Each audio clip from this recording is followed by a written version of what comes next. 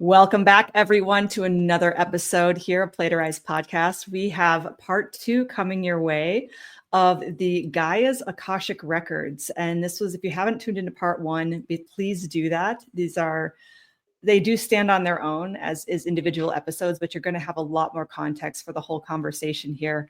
If you go back and listen to part 1, which we'll put in the show notes down below, but right now we're really diving in a layer deeper into Gaia's Akash. She's given us permission and her blessing to open her records. And we have Shiloh Don here, who does work in the records extensively, who actually has a whole training program for teaching people how to access the Akashic records.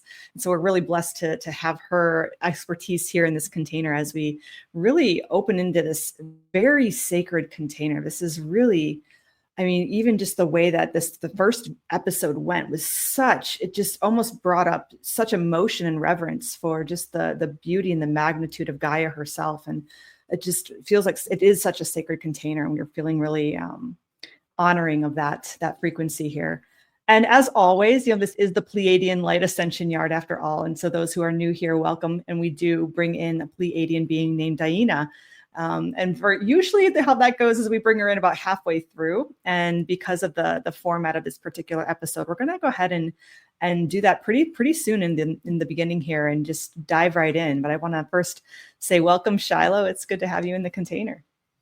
Thank you so much. I'm so excited to be here and be diving into part 2. We had no idea what this was going to look like when we started this series, and had no idea it was going to be a series or that there was even a possibility of opening the Akashic records of Gaia. And so just know that I've gone into deep relationship with Gaia and have her full permission before even attempting or thinking of accessing her Akashic records, staying in right relationship with the records themselves, and specifically with Gaia, really being in the right circuitry with her and in that respect and that honor and that sacred space. So just know that before we started this episode, I took the time, went into deep meditation and connected with her, asked her for her permission.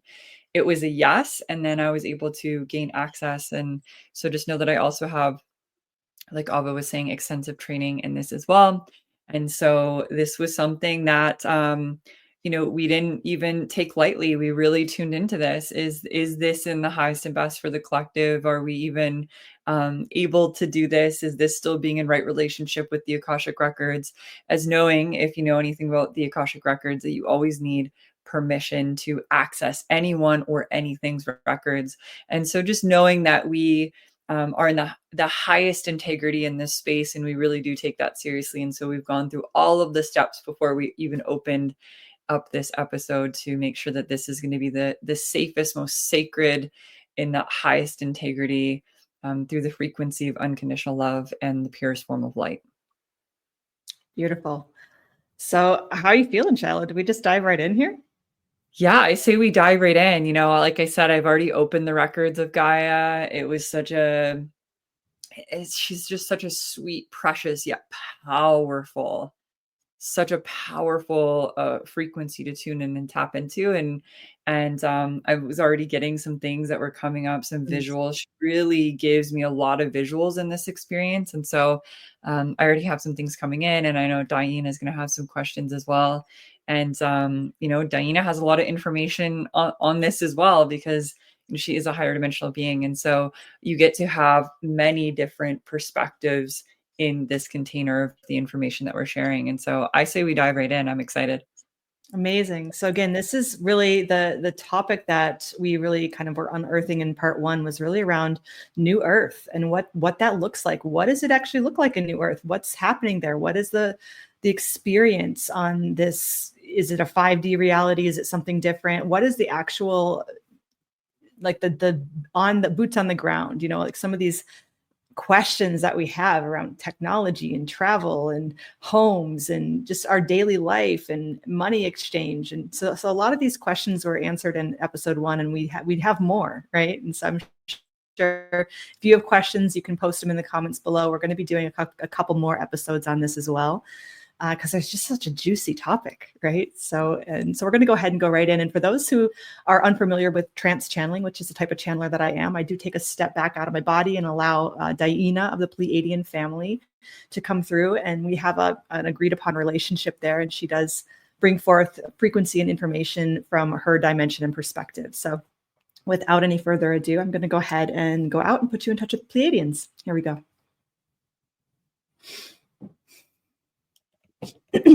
Greetings. You see, this is DiYeena, you see, of the Pleiadian family. You see, we are here to really bring the love and the joy and the humor, and to really bring the perspective for the humans during this time of transition. You are very curious about the new Earth experience.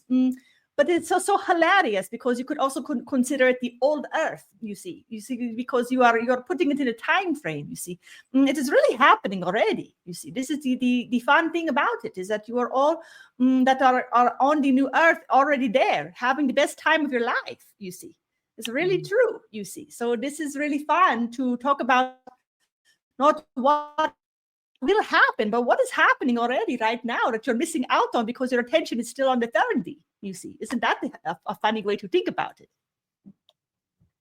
It's so fascinating, yes, because there are these infinite amount of dimensions of reality, and also different timelines for us to get into the new Earth timeline. And so it's a little tricky for the density of the mind to catch up. And so I just want to really invite anyone listening to this conversation to really listen with an open mind, and more importantly, an open heart, and really just receive the codes that are here, because a lot of it's not going to make sense to the human mind or the analytical mind. And so just really tune into the heart and tune into what resonates with you and what feels true for you in this space. Beautiful. Well, we have a very excited Gaia ready to talk your ear off. You see, are you ready for it, my dear?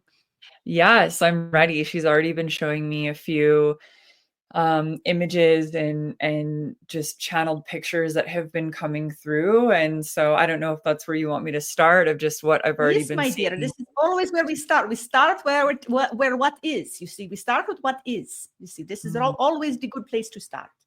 Yes, beautiful. Well, there was a question that was brought in, and the question was, what is the relationship going to be with extraterrestrial beings in New Earth? And this was the first visual that she was actually showing me.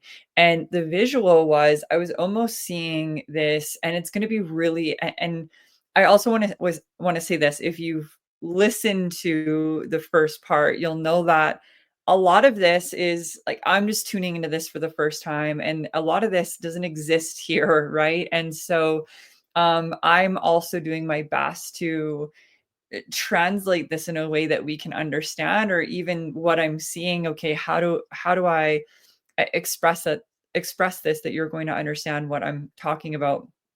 And can I even understand what it is? So I'll say it in this way. Basically, what she was showing me was almost like an interdimensional highway of communication.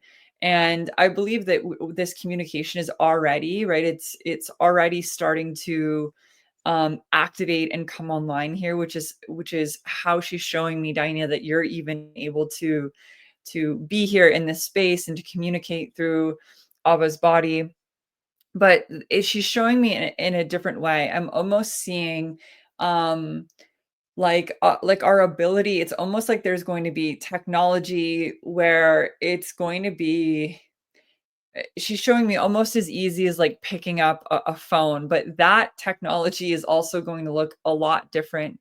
Everything is just through sound, frequency, and vibration, which it already is, but the density isn't there. And so we're able to actually just tap into these streams of information, these streams of communication in a much easeful, easier way. And so because of that, I'm also seeing that it's going to become very easy for other beings to actually come to Earth in the energetic physicality, rather than just channeling through information to us. And so I'm just tuning in. It's like, it's not like we would think it is, right? It's not in ships, or like, I'm not seeing like physical ships. It's just like energetically almost like a teleporting type thing is what I'm seeing. Like like teleportation is going to be something that's just uh easily accessible to us in a way that maybe we can't understand right now, but that's what she's showing me. I don't know if there's anything you want to add to that, DiYeena. Well, of course there is, my dear. Yeah. You are speaking to a very extraterrestrial, for example, you see. So we may have an opinion on it, you see. We give a joke, you see, because we can, you see. It's so fun, you see, to be in a lightheartedness of it all. But you have to understand you are in the density. So, it is a little bit of fun playing, you see, to create the ships, you see, to really have the ways of the apparent interaction, you see, in the third dimension, but really not necessary, you see. This is really not even the preferred way, you see, because it is really not necessary at all when you are working with these higher dimensional frequencies and you are in tune with your multidimensionality. There is really no need for an identity of the physicality, because you can manifest physicality at will, you see. So it's not so necessary to have these clunky machines to do the transporting. So we like how she's describing that, you see, because it is already how it happens. It has been happening for in certain aspects, in certain ways, for certain moments even in your earth, you see. This has happened, you see. You could even say it like what the example that was maybe the most common, you see, would be the way that the resurrection of Jesus would happen, you see. A similar type of transmutation of energy, of frequency, you see. So it is simply having mastery over your multidimensionality and being able to move with the electrons in a particular way that creates the density, you see. Is this making sense to you? Yes, absolutely. Yeah, there's going to be a shift fully in the reality as we know it. It's the density is going to lift. And so even what I'm hearing, the electrons are going to be operating in a different way. So I'm even thinking of how quantum physics is starting to catch up to this in the observer effect, right? The eye of the beholder, electrons will depending on if we're observing them or we're looking at them, or what the belief system through the eye of the beholder, are they going to operate in a wave format, or are they going to operate in more of a physicality format? And so what she's showing me is that we're evolving into where we're tapping into the wave format, where it is the infinite amount of possibilities. And so with that, there's going to be a shifting of she's showing me that is the evolution of consciousness. It's the shifting of the perspective of the conscious lens, where we're able to tap into more of that wave formation than just this solidified kind of black or white reality that we perceive reality to be right now. Precisely. This is well put. You see, we do not have too much more to add to that one. It's very good. Beautiful. So I have a couple of questions here. And so I'm just going to read them out, and then I'm going to tune into what's coming up around these specific questions. And then DiYeena, if there's anything that you want to add, please do. And if there's any questions that you have coming up, please add those in as well. And so the one question that we have here is, how will just let me tune in here. How will issues like power, resources, and rights be in distribution in the new Earth? Is there still a concept of land ownership and paying to be on a plot of Earth? That was a tongue twister for me. So let me tune into that. Let's just what you are asking.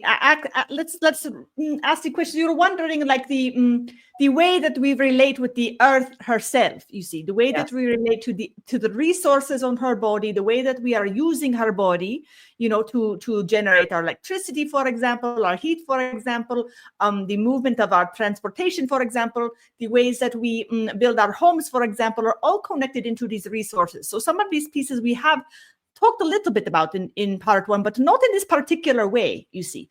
And also the way that is coming up in this question is also around the circuitry that is created in the heart when you are in right relationship with the earth, and how this is going to be different from how we are right now giving monies. And we know we talked about the monies in the last one as well, having the monies and saying, well, Mother Earth is worth this much monies, you see. I will buy my mother for this much, you see. It is kind of absurd when you think about it, you see.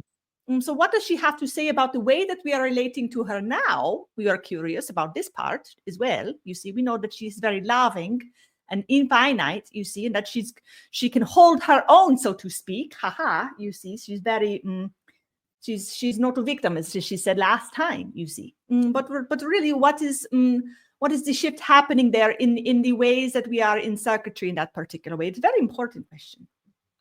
Yes, thank you for reframing that. As it was written out in just a bit of a strange way. I'm just going to tune into what she's wanting to show me here, because I have a few things that are popping up around this. Yes, so the first, take your time. Yes, of course. Yes, it's okay. So the first thing that she's showing me around this is just what you were speaking into, DiYeena. It's, if we look at the way that we have been relating, we even so she's bringing me back to when I opened her records, and she was showing me what it means to be in right relationship and in a circuitry, in a loving, honoring her sacredness, asking for permission. She's showing me, see how you asked permission before she agreed for her records to be open. That is the circuitry that we're moving into. And that circuitry isn't here yet, at least not as a collective. There may be individuals that she's showing me that are starting to embody this deeper understanding now, but there's going to be, she's showing me that more waves of consciousness are coming in and awakening the collective individually first, and then as a collective to remember this circuitry with her. Because right now, how power, resources, rights to live on her, land ownership, she's saying nobody owns her. Right. And so in the new earth paradigm, what she's showing me is nobody owns any part of land or her. But there are agreements that are made energetically with her of where certain people are going to be living, or having their family, or certain, she's showing me, like, if we are desiring certain foods, which aren't going to be a necessity, but if there are certain foods that we're wanting to grow, that there are agreements, certain places on her, that there are this agreement of circuitry that comes online of asking permission, her saying yes, being in the circuitry, having an agreement that feels good for her, for the individual, and for the collective. She's saying that the agreements will always be a win-win-win, a win for all involved. And so even if it doesn't necessarily have anything to do with another individual soul, or fragmentation of a soul, that it's still going to, so I was going to say benefit, but that's not the word. It's still going to serve them, because every agreement is here to serve the collective. And so she's saying right now that the way that this is looking right now, it's always serving it's always serving an individual. It's not necessarily serving the earth in that area, and it's not necessarily serving the collective. And so there's going to be a big shift in how we are living, how we are in agreement to her and with her, of where certain things will be placed. Like I was saying, food resources, homes, establishments, this kind of thing. Even what she's showing me with the first question of what I'm seeing of like teleportation, there's certain areas on the earth, certain places that there will be portals and vortexes. And that's an agreement that she has with these like interstellar highways is what I'm hearing her call them now. And there's higher agreements with that are taking place as well. And so there's a complete energetic reformation that's taking place on her, with her, for her, and also for us as well. This is so beautiful, you see. And what was coming through to maybe share and maybe get a little bit of direct feedback, you see, from the Gaia herself, you see, is this part that was that Ava has brought forth actually around this idea that every soul makes an agreement with Mother Earth before they come here, you see, to have a spot on her body where they will remember who they are and why they come. So maybe she can speak a little bit to this agreement, and maybe if this is accurate, or if there's more information around that, and then maybe what this agreement looks like in the new Earth, as these souls maybe have these specific agreements with her, to maybe hold be guardians for these portals, for example, or to hold a specific spot of land, you see, and how the humans and the Earth and everyone in the communities benefit from this relationship, from these particular relationships. Yes, that's a beautiful question. Let me tune into what she wants to share with that specifically. Beautiful. So yeah, she's showing me certain grid lines that, just as you're saying, DiYeena, there's an agreement before coming here of certain places on the grid. And what she's showing me is the remembrance comes from many lifetimes lived in those certain areas where, the saying of like trained many lifetimes for this specific lifetime. And so what she's showing me for that first question of, are there specific places on the earth that when we go now in this physical reality that we're in, that is lighting up remembrance within us? And so she's saying, yes, that is part of our soul calling, like when we're feeling a call to travel, to go to a certain place, to take our shoes off, connect with the grids. We're not sure exactly why we're traveling to this ancient civilization or this specific temple or this place on the ocean or whatever it might be. There are certain grid lines that are going to assist because there's certain coding that are within that specific grid that are in resonance with specific encoding within your DNA or whoever's agreement's DNA.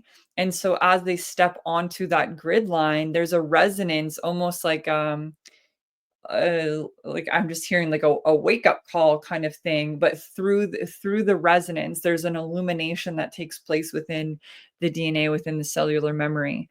And so that's the first part of that. And then what she's showing me is once we come into the new earth frequency, what she's showing me is that those specific places are no longer, I just actually want to tune into what she's fully saying here.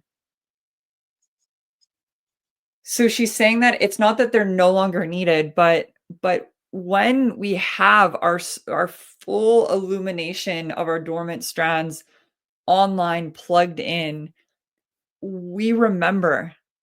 The remembrance is there. And so there's no need to have the grid illuminate or activate more of that. There's going to be more circuitry. What's coming through with that is like training or like initiations that are wanting to take place.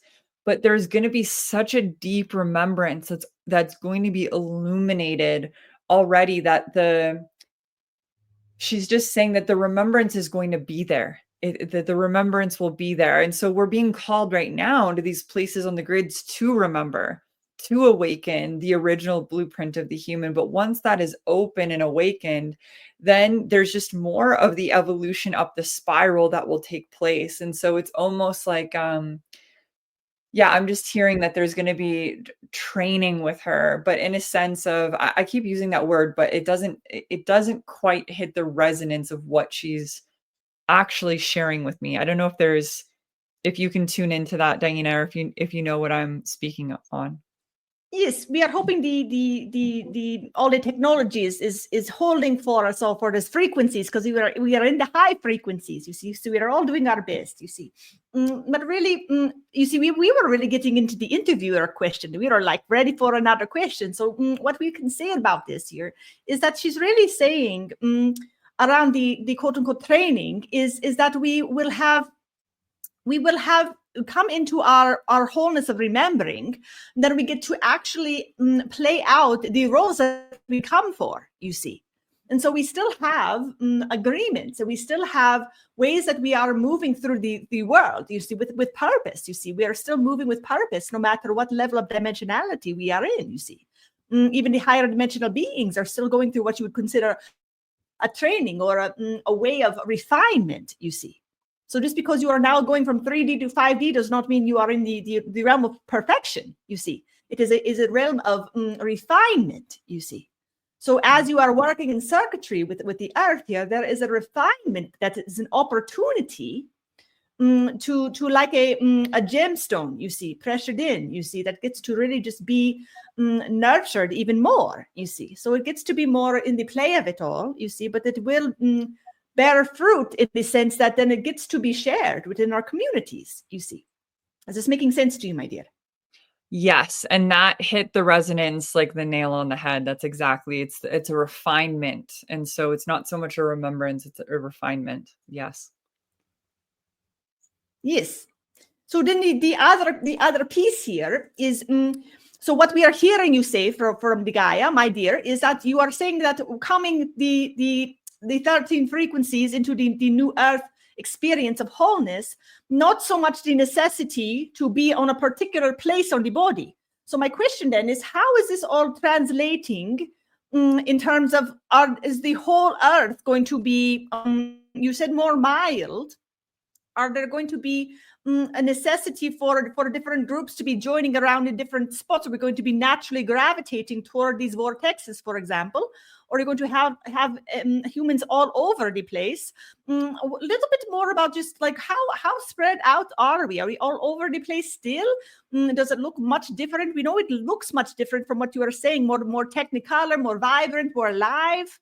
But more on the physicality of where people are going to choose to actually build these communities. Are these places that we know well now that we could maybe start exploring? And how does the transition look for those of us who are being called to places to do the refining process between that transition? Because you're saying that in one sense that it is almost like we get to a tipping point and then we are in the experience that's already been taking place. So within that particular realm, you see, what is that experience like, you see?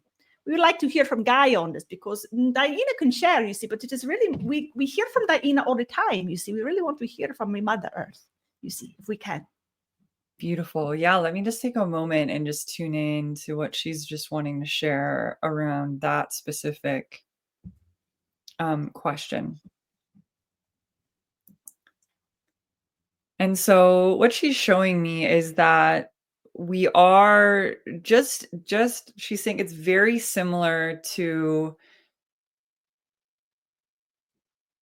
the way that we feel called in this now moment in our life. If you're feeling called to be at a certain place on earth, that we're going to have more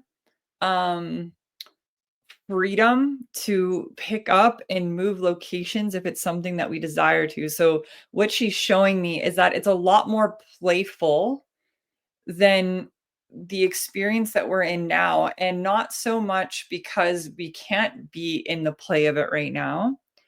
But there's not as many, like, I'm just seeing like we don't have as many shackles around us.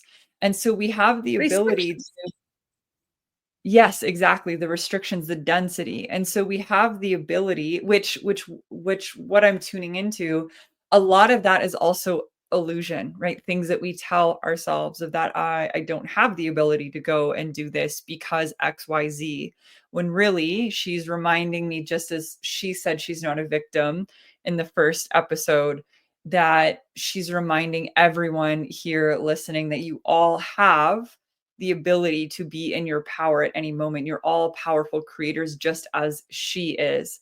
And so there's a lot more room for movement. If we desire there to be movement, there's a lot more room for also rooting in if we're desiring there to be rooting in. And so it's similar in the way that the soul gets to be expressive and follow its soul's and heart's desires on, is it wanting to stay in a certain place and community?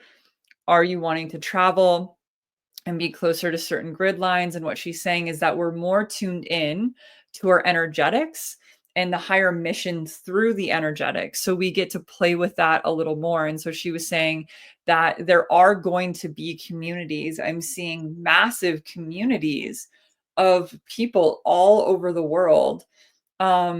And there can be, like, I'm hearing the word like migration, but it doesn't look like a whole community and getting and migrating over. It's just, you have the ability, just like we have the ability now, to shift communities, to travel, to experience, to go to this community, bring what you learn over from that community back over to the community that you're in. And so it's similar in that way, but we're going to be more instead of living still very individualized in this experience. There's more circuitry in the communities.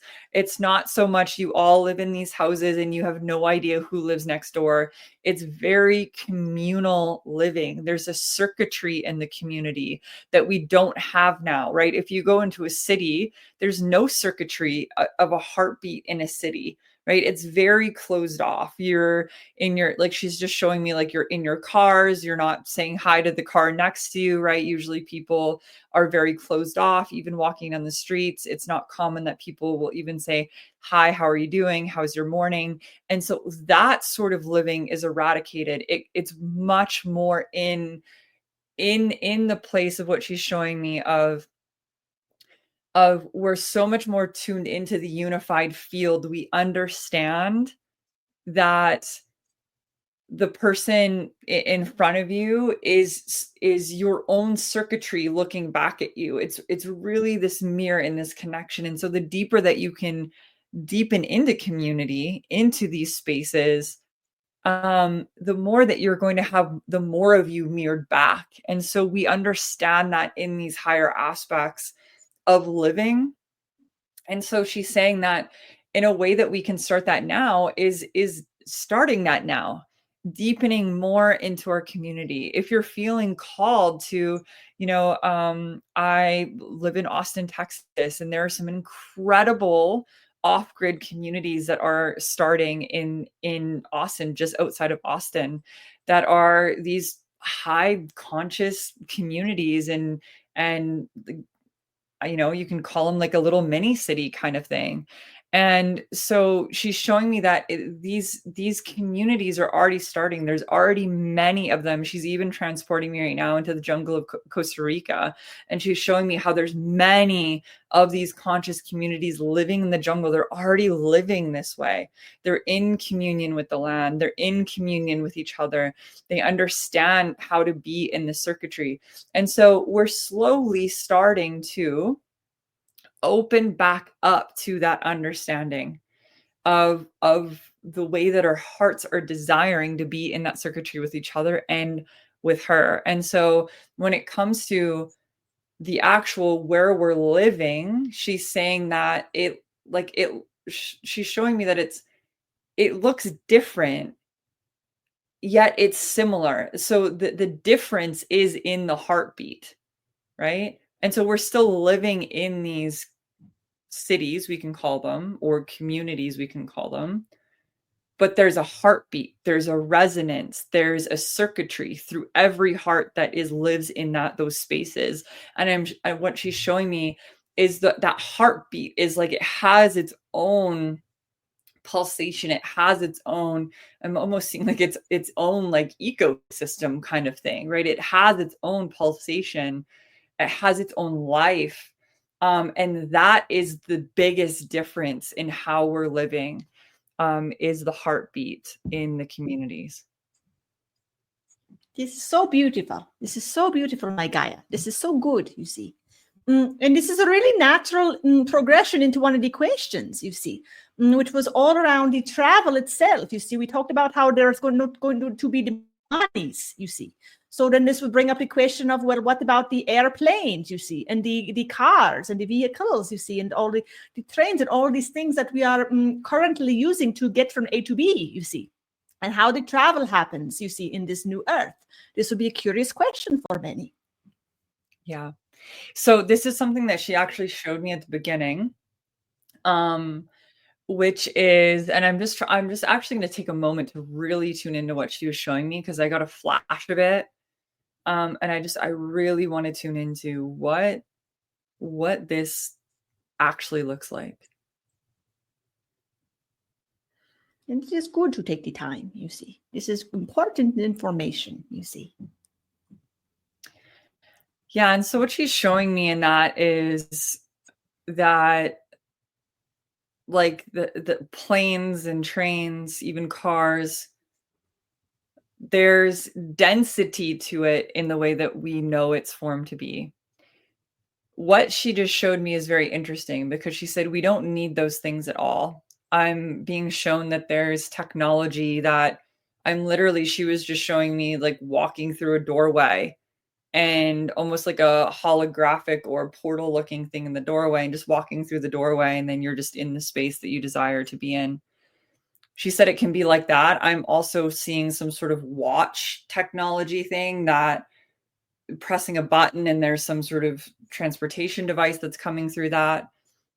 And then she's showing me a third way as well, which was through meditation, just simply closing the eyes and coming into a conscious desire to be in another place.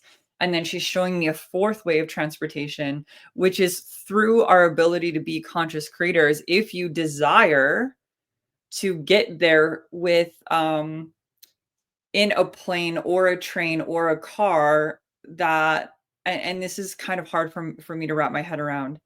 She's saying that you get the ability to, how is she wanting to say this?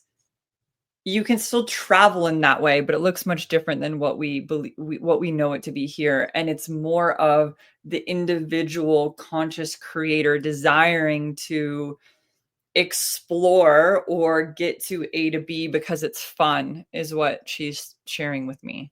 Yes, it's like the Av and the Yeshua, you see, meeting in the car and having all of their love affairs in the car, you see. It is their thing, you see. So they may, no matter what densities,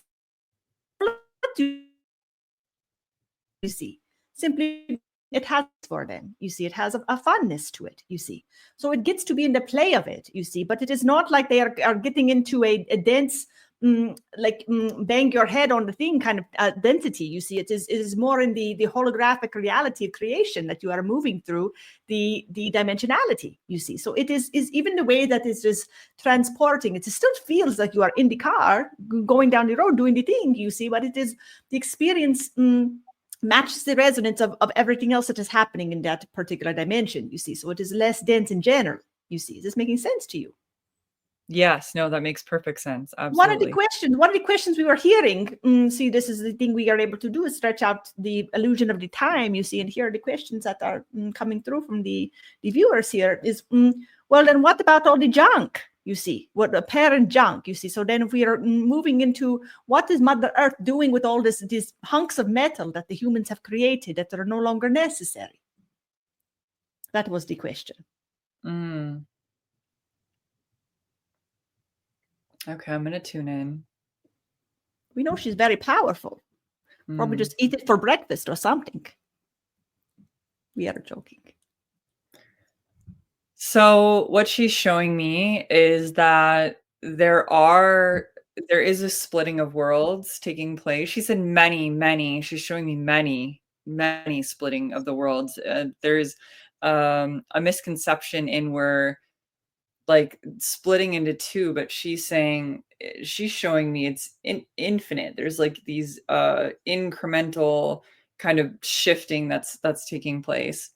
What I'm seeing is that in the timelines, well, first of all, in the higher evolution of this frequency of new earth, that density doesn't exist. And so the steel, the plastic, the frequency isn't in resonance, so it doesn't exist in this higher dimensional field through the frequency of new earth. Now, that doesn't mean that doesn't still exist somewhere. And so what she's showing me is that there is there's still the three-dimensional construct of earth that exists in. And she's just showing me, I just really want to tune in because I don't want to say something here that's like oh boy. Because I can understand that some of this is pretty a little out there, and trust me, I'm really tuning into my own channel and discerning of what is coming through and what really feels in the highest and best to share with everyone. What she's showing me is that there's an evolution that's taking place for her in the lower dimensional fields, that kind of what you said, DiYeena, of she's saying not like necessarily eating it up, but what she was showing me was she was showing me the earth coming back into, and not that this is happening. She's just speaking to my subconscious mind of what I understand. So I'm not saying that this is what is about to happen, but she's showing me when the earth was in an ice age, that it goes through these cycles in the physicality, in the three-dimensional field of it, that the earth goes through cycles for it to completely regenerate itself anew. And so like she's showing me, she's bringing me into, now this is an ancient Mayan prophecy of how there's, and I believe that we've talked about this at some time in one of, I don't remember exactly which one because we've done quite a few of these episodes now, but she's showing me how the Mayans have a prophecy of the 5 great shakings. Now we've gone through 4. And so she's showing me how she's gone through these great shakings and the whole earth has completely regenerated itself. It's gone through fire. It's gone through ice age. It's gone through flood. And so there's a complete regeneration that's taken place, transmutation and alchemization, when she's gone through these great shakings, and these great shakings are a reset for her to regenerate into life. So she's showing me that this next great is that of movement, which is in the prophecy, which is something that you can read up on as well. And so that the next great shaking is one of movement. And so she's not showing me exactly what that means, but she's just showing me the last great shakings, saying that she knows what to do to heal her body and regenerate it, just as there's a vast intelligence in our physical body, where she's showing if we get sick, if we have disease, if there's a cancer that exists within our body, just like it's, if we can like kind of zoom out and look at the earth, it almost seems like part of the earth has like these cancer spots on it, right? It's just like not well. And she's saying that just like our physical body knows how to heal itself, if we can get out of the way, is what I'm hearing her say, right? That she knows what to do with the physicality. She knows how to alchemize and transmute anything that's on her, because even the things that are man-made still come from her in a way, because everything comes from her. And so even if we think that there's no way to break down plastic in the earth, she's saying that she has a way. This is of course, because she's so good, you see. And this is really an important reflection for us to really pause and realize, that we are the children of the mother, of the Gaia, you see. So our bodies come from her body, you see. And so this is also true for our bodies, you see, for whatever comes in, you see, whatever foreign substances or chemicals or people so concerned, you see, and maybe perhaps with good reason, you see, of all the different things that are happening with the food supply, with the we'll say, not everyone believes what's happening up in the sky, you see, but, raining down perhaps things that aren't just pure rain, for example, you see, or things that are growing. Just there's so many bombardments, you see, on the bodies right now that create toxicity within the body, even heavy metals and even technologies and micro technologies, you see. How does the body purge these, you see? Well, it is very, very simple. It's exactly what Gaia says. You simply get out of the way, you see. Now, what does that actually look like for the humans, you see? In the density, it looks like providing less density, you see, providing spaciousness for the body to actually do the healing, you see. So they had this, right, you see, a lot of the masters that were in the forms, they did the prayers and they did the fasting, you see. That was their way to do their own alchemization process of resetting, you see. This is a similar thing, you see. So it is. This is what the animals do as well when they get sick. You see, they do not consume anything. You see, they give the body, the mind, and everything a break. You see, deep reset. You see. So it is the same, no matter what body you are talking about. It is the same concept of doing the deep reset, so that the consciousness that is alive within the form, which is the consciousness that is alive within all forms, can simply move.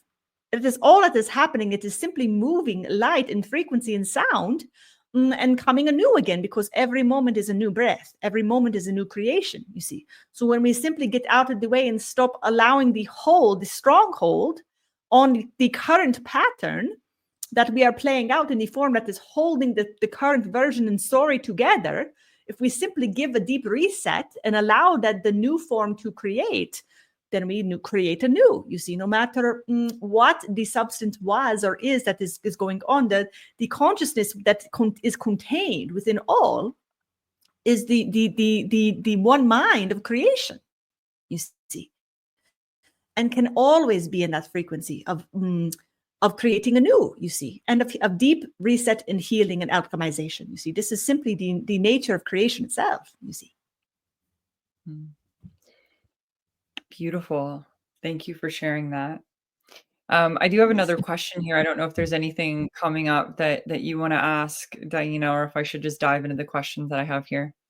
Dive right in, you see. We'll have some, we can give a little commentary as well, you see. If we have no more, do not have any, if there is a question that come from the humans as we are talking, I will ask that for the humans. That's Beautiful. Where we are at with all the questions. Okay. Yes. So one of the questions that came in is, what does education look like? And this is something that's actually quite fascinating to me. And I've had many visions of this already, but I'm going to tune in and just see what Gaia is wanting to show us at this now moment in time.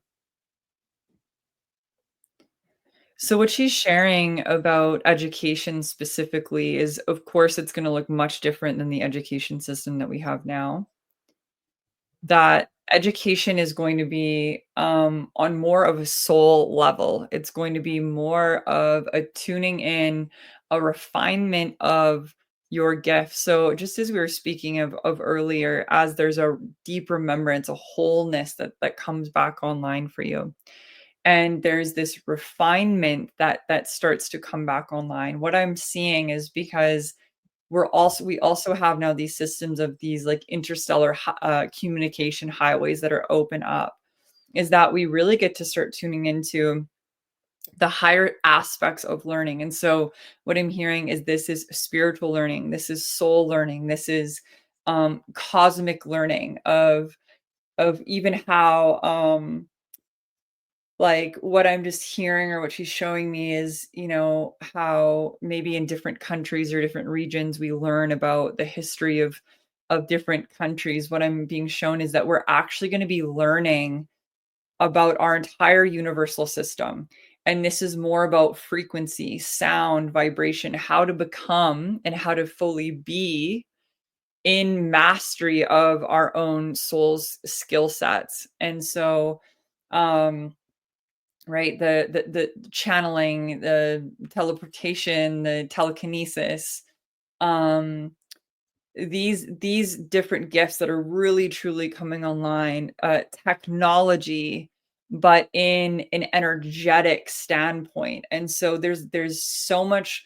What she's showing me is that there's so much innovation that comes through this time, and it comes through this time because there's such a cosmic relationship that is open up throughout that space. And so it looks very different than, it's not some sort of like, she's just showing me right now like kids in schools, in classrooms, or even young adults in university and classrooms, and I'm just seeing like a draining of their systems, right? And that's not to say that all education is bad. And so if you've gone to university, or you've had times in school that were really profound for you, I don't want to take any of that away from you. And so that's not what this is, but I'm just seeing that in a more broader aspect, that there's a lot of the system is almost in place to kind of drain your life force, take you out of your zone of genius. And that doesn't mean that that's true for everyone, again, that has gone to a higher education. But what I'm seeing is the education that's in place is really here to fuel you. It's here to light that spark, ignite something within you on a soul level. And so it's a deep refinement on a soul level. And it's something that souls, those that are in this experience together, are excited for, are lit up for, are yearning for, is what I'm seeing through that. Beautiful, my dear. This is very, very good, you see. And then also to add to that, you see, many of those of you who are tuning into these kinds of discussions, you see, are the ones that are really the kind of the guides in this process, you see, for the souls that are really coming on to the full knowledge of their full multidimensionality. You see, many of the souls that come here now have the mastery on the multidimensionality, you see. So as they get less in the density, it's going to be easier for them to really teach in this particular way, you see, to really hold in these frequencies for not only for themselves and their communities, but to really hold for the children that are coming up, you see, and really both ways, you see. Also going to have children coming in completely tapped in, you see, that are also being the guides and teachers for some of the others that are on the planet as well, you see. So it is working in both ways. There's more of a synergy, of a circuitry within all. We are all learning from each other rather than this hierarchical, you see. It is more in the circuitry of really understanding our interconnectivity, you see, in a deeper way. So there's a deeper reverence, you see, and there is a deeper willingness to learn from one another, you see, just naturally. You see, it just happens naturally in this way because it's simply part of the design, you see. Is this making sense to you? Yes, it makes perfect sense. And it even brings me back into what I was being shown of these communities being this heartbeat, being this circuitry, really having this heartbeat together in the little pockets of community that are going to be created or are already created. And I love how you brought in the children that are going to be birthed into the new earth paradigm as well, because they are coming from, what I'm being shown is they're coming from systems that are so advanced energetically, or that are in such a higher dimensional field, that they're choosing to come into new earth because this physicality that we're in now, this three-dimensional paradigm, is so dense for them. It's almost I don't want to say too dense, because anyone can what she's showing is anyone can come here, but it's so dense that the codes that they have to share almost, I don't want to say it cannot be shared, because that's not what she's saying, but there's a design. They're not meant to be shared, or the frequency is too dense to understand. So yes, that's what it is. She's showing me, just in the way that sometimes I struggle to share the information, she's sharing it in that it wouldn't be understood here in the way that it'll be understood there, because of the difference in resonance. And so they're coming in with certain codes that can really be heard, that can really be seen, that can really be nourished, and that we will be learning from the children, that they have information, they have codes that have maybe haven't actually existed here, or haven't, she's saying, haven't been here for a very, very, very long time, is what she's saying. In another, yes, this is exactly accurate, you see. And there are also souls, in addition to this, the ones that are coming only in the 5D with these particular codes that are never touching down in the 3rd-D, you see. You also have the young children now in the 3rd-D, but are making this transition, who will be the young adults, you see, or coming of age, you see, within that time period, you see, who are maybe coming for one little dip of the toe, you see, to maybe have a little bit of a healing or a karmic or an interaction or whatever, a personal reason, you see, to come into the 3rd density, to really have that availability, because it is a very special gift to come into the 3rd dimension, to really have that opportunity to do the deep healing of these traumas, you see, these storylines, you see. So what you do is you do have some souls that would fit the bill in what you're describing here, in terms of having these higher codes coming from these other systems, who are very, very, very, very old souls, who have extreme knowledge on the multidimensionality, you see, have specific codes, who are not understood now as young children, who are not fully being met, you see, even by conscious parents who they've agreed to be with, you see. You see, that because it is simply encoded in that particular way, that there is just something that is just not able to 100% be able to be met, you see. And that relationship gets to actually be healed within this transition itself, you see. And this is an agreed upon relationship. This is agreed upon transition, agreed upon here, you see. Is this making sense to you? Because there are many children who are like that, who are feeling a little bit misunderstood, who really do come from these higher realms, who are going to be some of the teachers and the space holders in this new earth, you see, but are really coming for some other reasons, just quickly in this particular dimension before transitioning over, you see, but are having a little bit of a bumpy ride with it for a little bit, you see. Is this making sense to you? Yes, absolutely. I'm almost hearing or seeing that like they're a bridger of paradigms. Precisely. You see, and it is really, you both know one, you see, very well, you see, we'll put it that way, you see. Not going to name names here because it is not necessary, but you both know, you see, intimately, you see.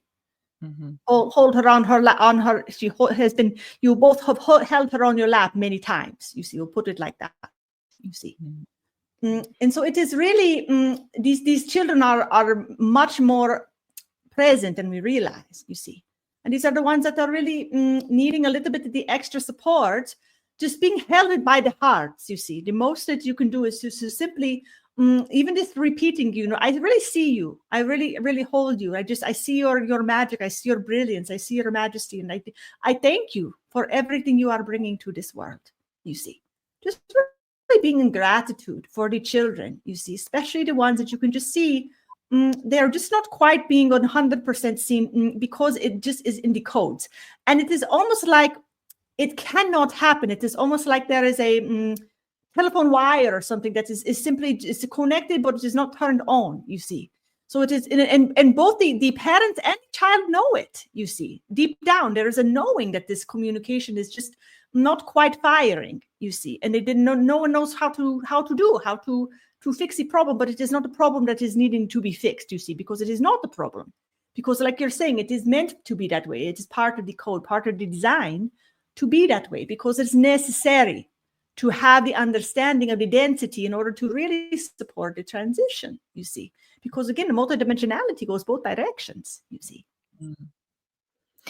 Yes, absolutely. It's like it's being kind of on the ground floor, being able to transition or pull those codes into the density. And even if they're not being illuminated, they're still here in a sense, if that makes sense, is what she's showing me.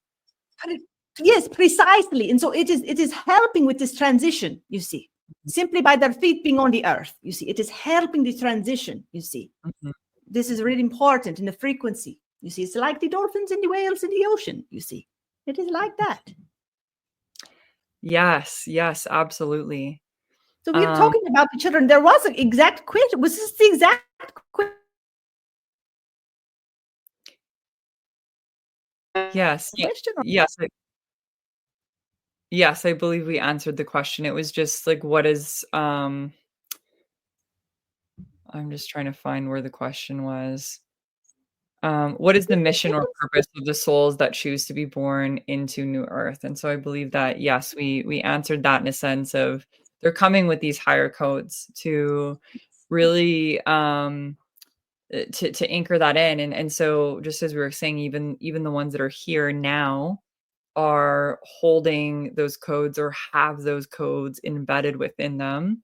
And just what I'm being shown is that there will be a time where those codes are then illuminated when they're ready, that there is a design in that. And so, like I was saying, just having them here is part of the process. It's part of the transition to then when the resonance is right, that there will be an illumination with that. And when the resonance is right, then those souls that are coming with the higher codes that are ready, that are already fully turned on, then they will make their way in. And there's a beautiful, intricate design that's created through that already to serve humanity in the most loving way. So beautiful, you see. Did we get to all the questions with the Gaia? Is there anything else that we would like to hear from, or that is of the curiosity? It's pretty quiet in the questions over here. Yeah, there was only one question left on here that I had, which was, what kind of governance or political system will exist? And is it similar to what we have now? And so I was tuning into this earlier and had some things coming through, but I'm just going to take a moment and just tune into what Gaia is wanting to show us around this specific question. And so what I'm hearing on this is yes and no, that it looks nothing like what we have now, in a sense of there are still systems in place. There's always going to be systems. She's showing me even like how the divine design is through patterns. There's a system and patterns and numbers that it's how there's like the universe is very organized with systems, even if we can't see them energetically. And she's showing me that even she has many systems in place that we're unable to see energetically, just as she's even bringing in like universal laws, whether we're understanding of universal laws or not energetically, there are laws in place that are always working, whether we're tuned in or conscious of them or not. And so she's showing me that there are systems in place that assist in creating a harmonious experience. But it's not in a way of where you were saying earlier, there's like some sort of hierarchy or one person in charge or one person that has more power than the next. It's more of a communal system of where there are physical or energetic beings that are assisting in keeping that system moving and keeping things flowing in the way that they're meant to be flowing, just as energetic laws are flowing in the way that they're meant to be flowing. And she's even showing me how there are beings that are here, and DiYeena, just in the same way that you're here assisting us, making sure that we are staying in resonance with the laws that are already in place that we maybe cannot see. And so she's showing me that it's like that. So it's much different. It's not like there's one person in power or one government system in power, or political system in power. It's a harmonious system, but there is still a system in place, if that makes sense. Makes complete sense. You see, if you think about the laws of nature, you see universal law, things like this. You see, it's almost like you could see little codes or codes of math. Even you see dancing through the energetics. You see, it's almost like this pulsation that is is allowing life to exist, you see. And so the codes or the ways that we are relating then are really things that are alive, life giver, you see, life giving, you see. So it's aligned with the harmonics of what is in creative spiraling, you see. So it is really being in the in staying in the frequency, which is your, in this particular dimension, it is the natural way of being, you see. So it is not like you have these policemen running around slapping everyone on the hand, telling them, oh, this is not a good thing to do, you see. There is more of a natural proclivity to be in alignment, because this is really the play of it is to really, we are all in this less density of needing to be in this operation of survival and monies and all of these jobs and food and all these things that we are so concerned about here, that we have very little time to actually reflect on consciousness or the power of the human.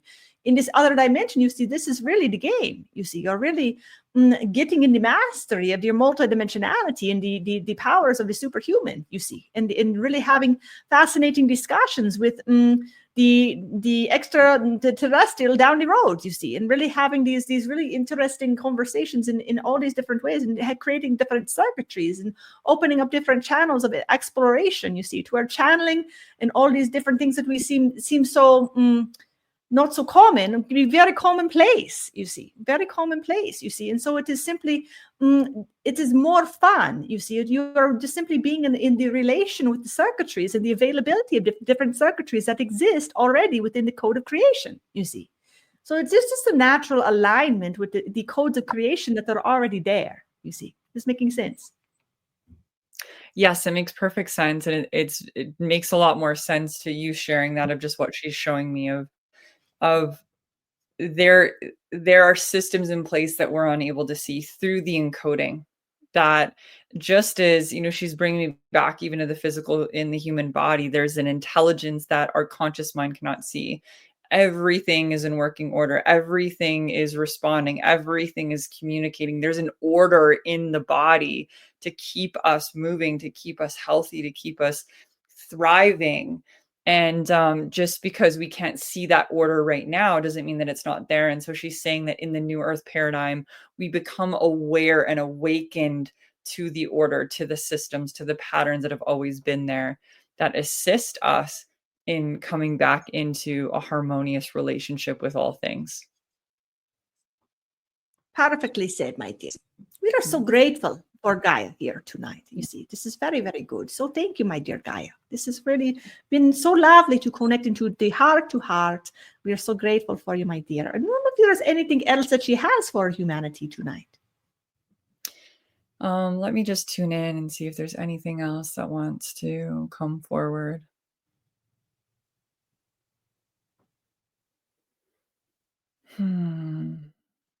There's no specific message that's coming through, but she's showing me a pod of whales swimming through the ocean. I'm hearing it's so wild. I can hear their sacred song, the song that they sing together, the song that they sing individually, and how that song harmonizes in the ocean. She's showing me how the whales, they are wisdom keepers, but it's so much more than that. That there's that their song and their frequency, it resonates through all of creation, through the water. And so the last thing that she's wanting to share now, DiYeena, you've shared this before, but she's just asking if you could share a little bit on the invitation to those listening to really be in their authentic expression of their own sacred soul song, and how that weaves with the collective, and how it's so important. What she's showing me when it comes to the whales is, what if a whale out in the ocean was afraid to sing its song? What would happen to the ecosystem of the ocean? How would it shift the ocean itself? And how would she's just showing me that the pods of whales if they all just not forgot their soul song, but they were afraid. They were not wanting to, or they were afraid to be in their fullest expression of their own song. And she's showing me how devastating that would be to the ecosystem of the ocean. And so the reason why she's showing me that is that you all have your own individual soul song, and that the energetics of Earth herself, her ecosystems are yearning for our soul songs to come online, just like she needs the whales in the ocean to be singing their songs. She also needs us to be singing our songs, which is so powerful. I've never seen it in that way. And so if there's anything that you want to share on that, I know you've shared a little bit on that before. Yes, my dear. Well, you've heard it a few times. You really did a beautiful job of describing all of this. You see that we all have our individual note, our individual soul song that is really an imprint that is specific to our fractal, specific to our particular soul that no one else has. When that song is not being sung within the cosmos, you see, what happens then is it is incomplete. You see, it is not able to be in the full resonance of what is in creation, you see. Now, here's the thing with the whales. You see, this is very important, you see, because the whales are actually reflecting. It's hard to really describe, you see, if it's a chicken or the egg kind of situation, you see. But what is really happening there? They're literally bending the dimensionality to create the new angularity of perspective, you see. So they are really the ones bending the sound to create the additional timelines or perspectives of the dimensionality. And they are literally singing the song of the particular dimension that you're experiencing them. So when you hear the songs of the whale, you see, if you really listen, they are projecting the frequency of the Earth at her current heartbeat, of the current state of the Earth. And we don't mean Gaia herself necessarily, because we know you are what you call the badass, you see. You're got it, you see. Like you say, no, not the victim. But all the children on your body, you see, that are really going through these third dimensional experiences of pain, you see, the whales are reflecting that particular soul song. You see, that particular version of consciousness that is being sung into the cosmos, that is the note that is carrying to infinity. You see, because they are in the water ripples out through all time dimensionality, everything touches everything. You see, so the whales play a very interesting role within the consciousness of the movement of creation. See, they literally are creating the movement, you see, through dimensionality. You know, through songs, you see. So when the whales are in their own soul song, creating the harmonics that are really of the original blueprint, you see, of everything being in resonance, you see, everything being in the right frequency, you see, that is really contributing to this breath, this life, this pulse, really being alive. And what that does is when the wholeness of creation is really pulsing all together, you see, what that does to each individual fractal is it boost, you see. So there's more power in it all, more power in the experience of the wholeness, more power in the experience of the individualized fractal, giving their gifts, you see. And so this is a trickle-down effect for every single soul song, every single soul. You have one soul singing their soul song, that trickles out into all creation. Especially if you like to sing in the shower, there's a reason for that. You see, singing in the shower is a very good thing, you see, because you are literally singing your soul song. Perhaps you're just singing Bob Marley or whatever else, you see. That's perhaps a good thing, but there's a frequency that's still coming out of no matter what song you are singing, there is still an that is being in that particular moment. There's still a frequency that is going out, rippling out into the multidimensionality of the entirety of creation that affects all fractals, and that affects the whole, you see. And so everything has meaning, you see, everything we do, and we are singing in our fullness. We are reminding all the fractals of creation that it is there and available for them to be in the singing of their own wholeness, you see.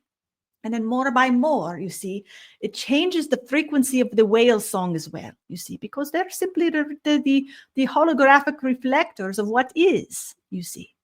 They're the transmitters of what is, you see, what is being sung, you see. Is this making sense to you? Does Gaia have any follow up to that one? Yes, it makes perfect sense for me.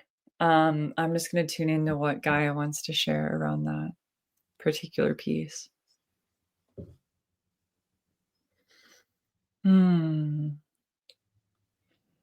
Yeah, so she's just saying that was perfectly said, and that the reason why she connected it to the whales is she wants us to understand how important it is, as you were saying, DiYeena, that there's a piece missing of the full puzzle, of the full resonance, when you're not in your fullest expression, when you're not fully in your most authentic expression, is what she's saying. And so it's the reason why there's a dissolving of the how is she wanting to say this, of, right, we're even seeing, like, she's just showing me, like, I'm just literally got a flash of like the Hollywood sign of like how we used to look at beauty, or like a hierarchy system, right? We used to see all of these people as this, like, that's how I should be, or I should aspire to be something that I'm not, right? There's a lot of like, she's just showing me like fake, not full truest, most authentic expression. And she's showing us in the way of the whales of us understanding that if we're not in our fullest expression, if we're not singing our song, there is a resonance that is missing to the whole of humanity. And so what she's wanting to share is, if you're wondering, how do I start really bridging my way here into the new earth paradigm, she's calling you deep into the body, into the depths of your heart, to be your fullest expression, to sing your song.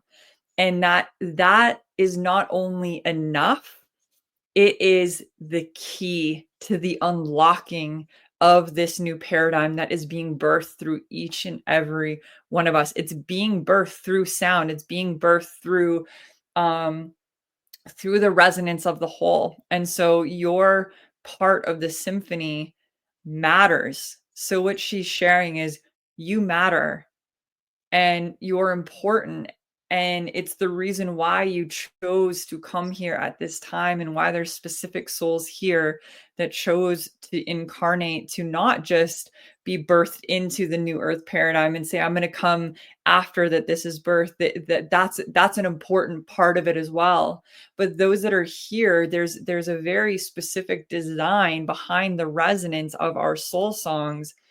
And that harmonics is what is really assisting in the birthing process. And so just what she's wanting to share, and how she's wanting to end this part 2 of this channeling session, is to be in your most authentic expression. And that is all you have to do. That is all you have to do. It doesn't need to be this big thing that you go out and experience or achieve in this lifetime. If you want to achieve big things, that's amazing, but it's not necessary. The necessity for you is to just be in your authentic expression, through your heart, through your soul song. This is so good, you see. This is so good because it takes all the pressure off, you see. And what we really want to hone in on here is this is what unlocks the experience of moving into this higher dimensional frequency, is when we are all tuned in to our own authenticity of our own soul song, our own soul expression. And everyone is being fully in themselves, you see. This is the unlocking, you see. This is a really big piece in the unlocking, you see. And so we'll end with the quote, you see. It says, be yourself, because everyone else is taken, you see. This is really the message here, is to just be yourself, because everyone else is already taken. You see, you will come for a specific purpose. You see, you come with a specific note. You come with a specific resonance that is a part of the whole that is really important, you see. And it is not only important in how it sounds in creation, it is important in the unlocking of the codes that are already predestined, they're already predetermined in this coding of unlocking, you see. There is a pattern, a timing to it all of is happening. So this is where it is not like, oh gosh, we're on clock, episode 1, she said, we only have 6 more winters, so this happens, and I do not know what the heck I am doing. I better get on it. Give yourself a break, you see, because you cannot get it wrong, you see. You cannot get it wrong here. So this is important for everyone to hear. You cannot get this wrong. You see, you cannot not be yourself. You can try very hard. You see, there are lots of movie stars to make you try really hard to not be yourself. But it'll just get you depressed, and you'll just get over it pretty quickly, because it is in the design for you to get over it. You see, it is in the design for you to remember who you are. It is in the design for you to wake up to the truth of who you are in your fullness. You see. There's nothing that can stop it, you see. So no matter how bad you think you are messing it up, you see, give yourself credit, because you are still in the body, you're still breathing, you're still doing a great job, you see, being you.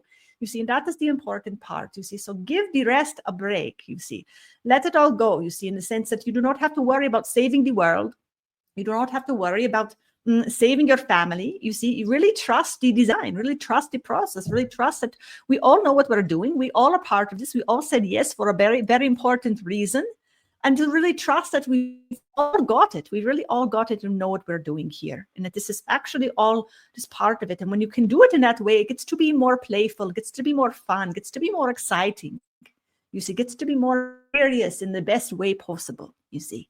And so that is really why the Pleiadians even come at this time, you see, because we went through this as well, you see. And if you are coming through it with the frequency of fear, you see, it is just not the fun way to do it, because at the end of the day, everything works out, you see. There is nothing's getting blown up, nothing's falling apart, nothing's getting destroyed, you see. It is simply a shift in frequency. And so it does not need to be scary, you see.